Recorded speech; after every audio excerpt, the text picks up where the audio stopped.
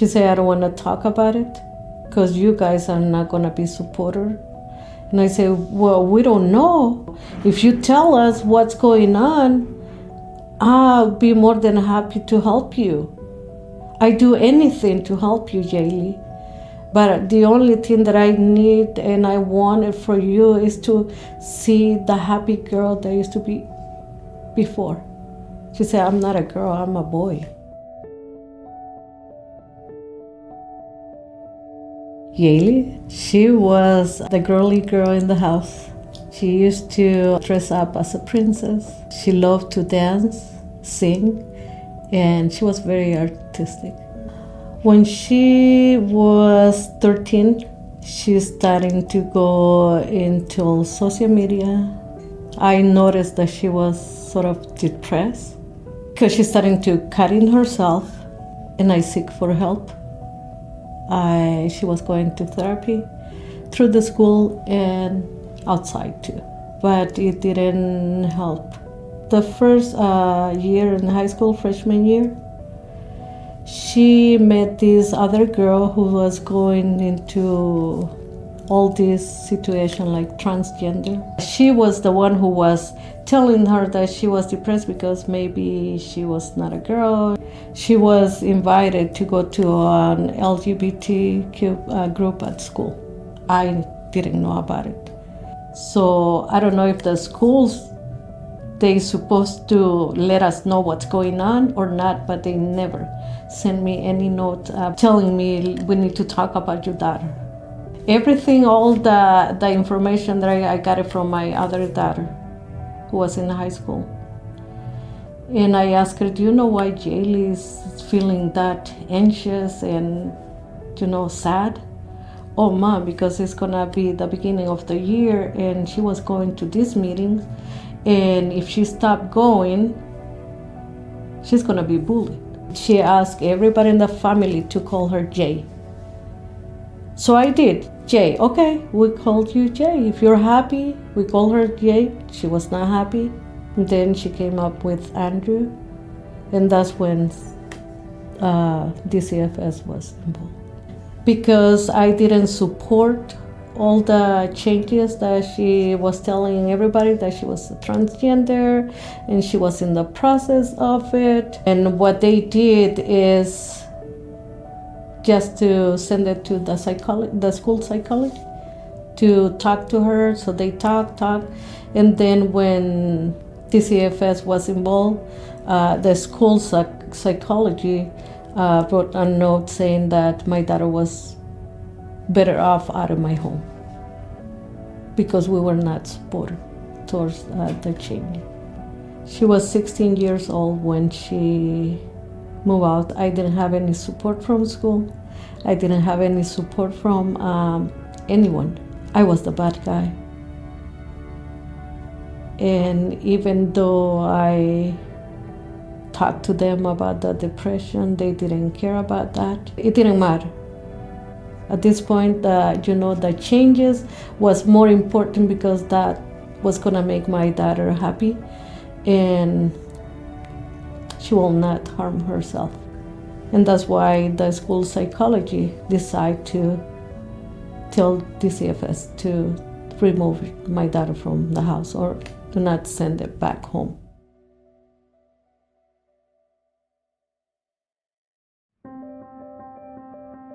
No matter how much or how long or, I spend in court, going to the group home, following every rule that they have to visit my own daughter. I did everything that, I was possible to for her to come back home. It didn't matter. They decide to keep my daughter at this group home. And it breaks my heart because to them it was like, if we keep her out of your home, she have more chance to survive and she's not gonna try to commit suicide. They allow her to change her name from Yaeli to Andrew. She was taking the hormones. She was not happy. She changed her name was not happy. She adopted a dog because that was gonna make her happy, and none of everything that they done didn't work. It's hard to say, but in California I couldn't find a good attorney to represent me, to at least be there and talk to the judge and say, we need a psych evaluation. You want to help her? Gave her some medical treatment. Mental health.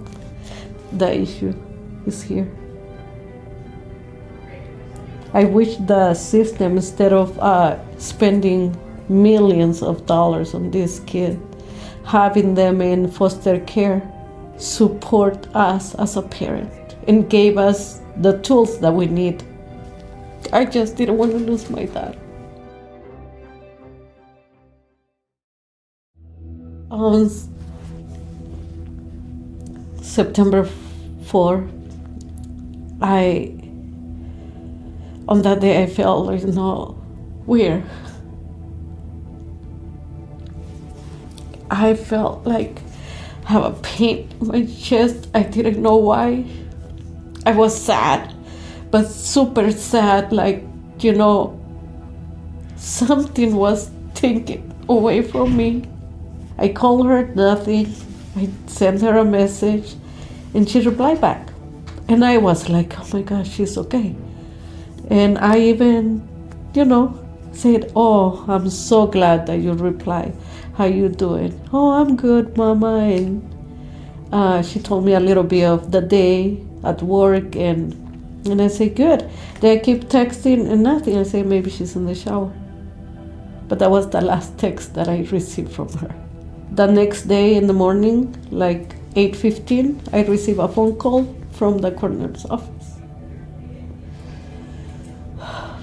When they asked me, are you Jaylee Galdam's mom, aka Andrew? And I say, yes. Who's calling? And she said, well, are you home? No, I just dropped off my son at school, so I need you to park the car. And then my heart went like crazy. No. I just got off the first exit. I parked my car. Tell me, where's my daughter? I want to go see her. And she said, I'm so sorry, but you're not going to be able to see your daughter. They say, why? What hospital is she in? I just want to see her. Man, last night, she took her life away, and I said, no. Where? Tell me what happened. I got off the car. I was screaming like crazy. I said, no, I want my daughter.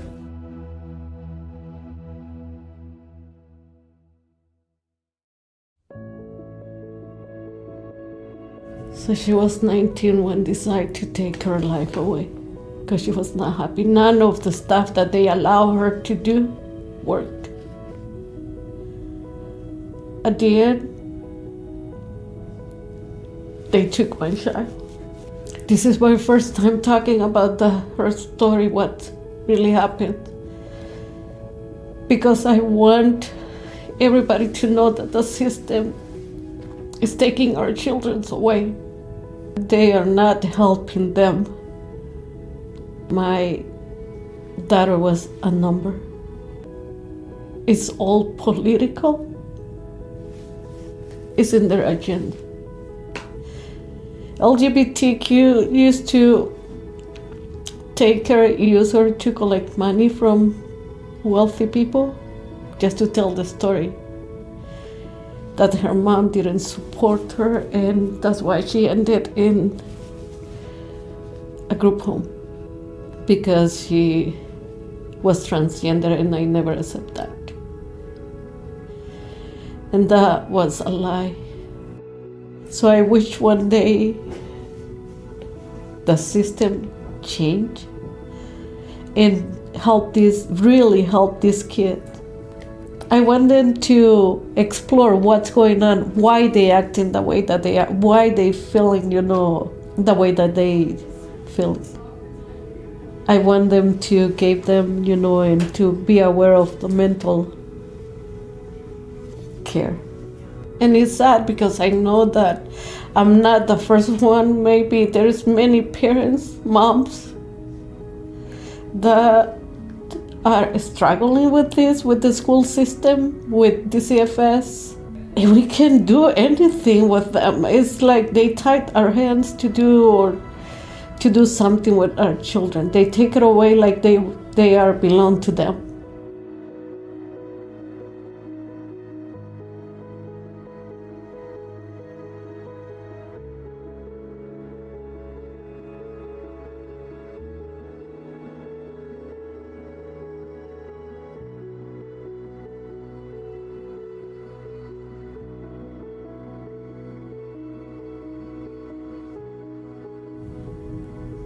I don't want any parent to go through this,